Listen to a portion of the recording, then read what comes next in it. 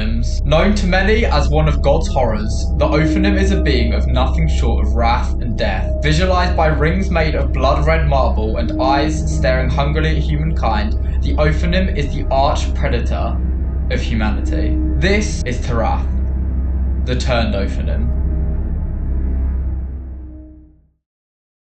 When we think of angels, we often picture gentle, winged beings, but the Bible describes some in ways that are brilliantly fantastical. Today, we're talking about the Ophonim, or the wheels, some of the most mysterious heavenly beings in biblical scripture. Let's break it down into 5 key points. Point 1. The description in Ezekiel. Ophonim are described in Ezekiel 1:15 through 21 as enormous interconnected wheels covered in eyes. These wheels accompany the cherubim in Ezekiel's vision of God's throne and move in all directions without turning. Point 2. Symbolism of the eyes. Their many eyes are thought to symbolize divine omniscience, God's ability to see everything everywhere all the time. Point 3. Connection to God's throne. The Ophonim are closely associated with God's chariot, also known as the Merkaba. I've definitely butchered that, I apologise. They are a part of the throne's mobility and represent God's eternal and unchanging power. Point 4. Other biblical mentions. Though they're most prominently featured in Ezekiel, references to Ophonim also appear in Daniel 7:9, where God's throne is described as fiery wheels, reinforcing their connection to divine authority. Point 5. Their role in angelic hierarchy. In Christian angelology, Ophonim are often placed among the highest ranking angels, sometimes identified as the thrones, serving directly in God's presence. The Ophonim remind us that the divine is far more complex and awe-inspiring than we often imagine. But what if we took this idealized version of a being with such raw power and made it sadistic?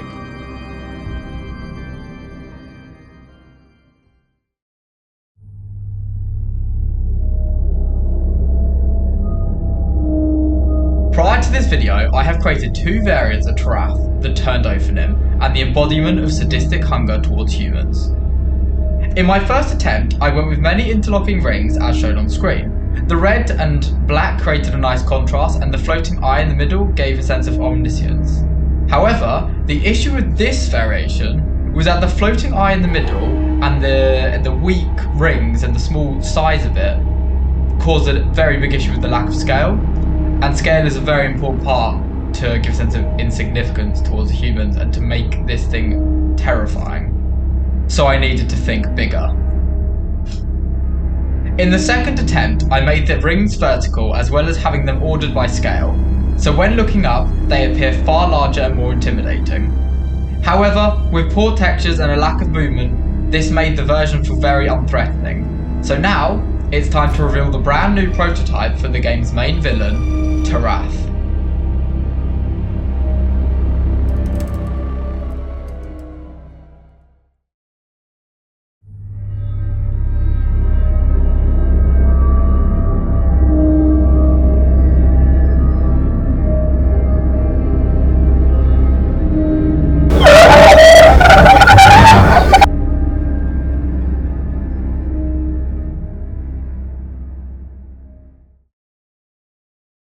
As you can see, this new version focuses on Turath's 5 essential qualities, where the other variants only focused on 3.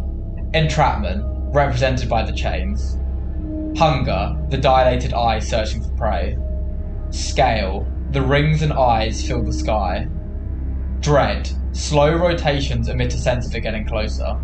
Raw power. Combined, all of these additions create the nightmare fuel that is Turath. Turath's purpose is simple. He traps, he hunts, and he devours.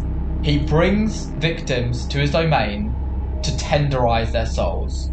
Pray you don't awaken in his domain, because you won't escape, and neither will your soul. Thank you so much for watching. More will be coming soon. So I spent a long time editing this video, but I'm happy with it. It's very short, but you know, I thought short and snappy might be slightly better than 20 minutes of me umming and ahhing. So I hope you guys enjoyed. My plans are, this is going to be the first newest variation of Turath. I intend to be working on the environment next, and then focusing on gameplay. I have some basic gameplay in, and I'm still in the phase 2 now. So I moved up. Stage 1 is almost basically complete. All the design is there. So it's just focusing on pumping stuff out, basically. But yeah, thank you all so much for watching. And I hope you're looking forward to what's coming soon.